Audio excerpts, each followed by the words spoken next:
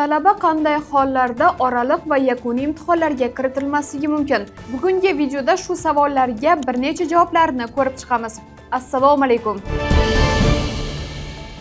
Talabalar oraliqqa kiritilmasligining birinchi sababi davomat. Ko'pgina oliygohlarda talabalarga kamida 70-75% darsga qatnashish talabi qo'yiladi.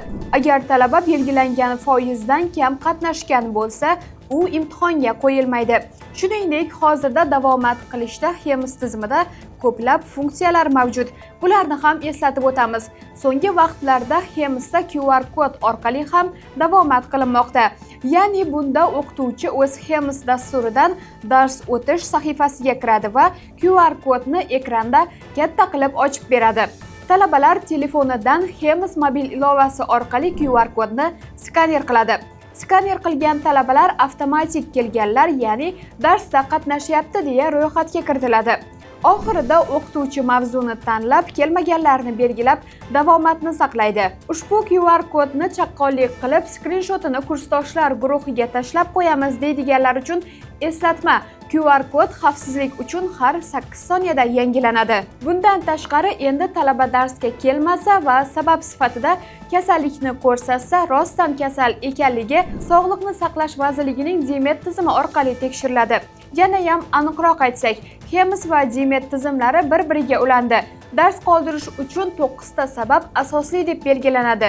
Ya'ni talaba kasallik, nogironlik bo'yicha tibbiy ko'rik, nikoh to'yi, yaqin qarindoshining vafoti yoki marosimi, homiladorlik ta'tili, turli tadbirlarda ishtirok, tibbiy ofat va baxtsiz hodisa, viza muddati tugashi, oliy ta'lim tashabbusi bilan sababli dars qoldirsa, NB qo'yilmaydi.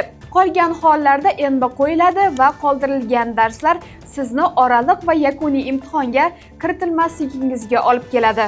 Ikkinchi sabab, oraliq nazorat topshiriqlari bajarilmagan bo'lsa, ya'ni semestr davomida berilgan mustaqil ishlar, laboratoriya ishlari, referat yoki loyihalar bajarilmagan bo'lsa, talaba yakuniy imtihonga kiritilmaydi. Keyingi sabab esa akademik qarzdorlik. Bunda 3 tagacha fandan qarzi bor talabaga qayta topshirish uchun 1 oy muddat beriladi.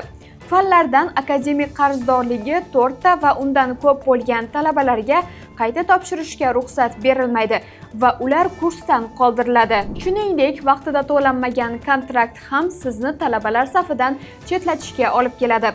Biroq ko'pchilik dekanatlar tomonidan qo'llaniladigan kontraktni to'lamasang imtihonga kirmaysan degan talab mutlaqo qonunga zid.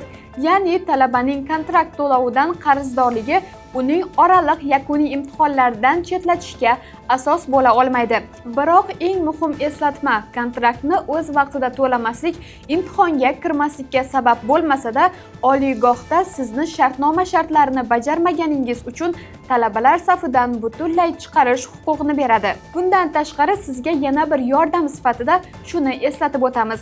Agar siz belgilangan muddatgacha kontraktni to'lay olmasangiz, oliygoh dekanatiga vaziyatingizni tushuntirib, kontrakt to'lash muddatini uzaytirib berishni so'rashingiz ham mumkin.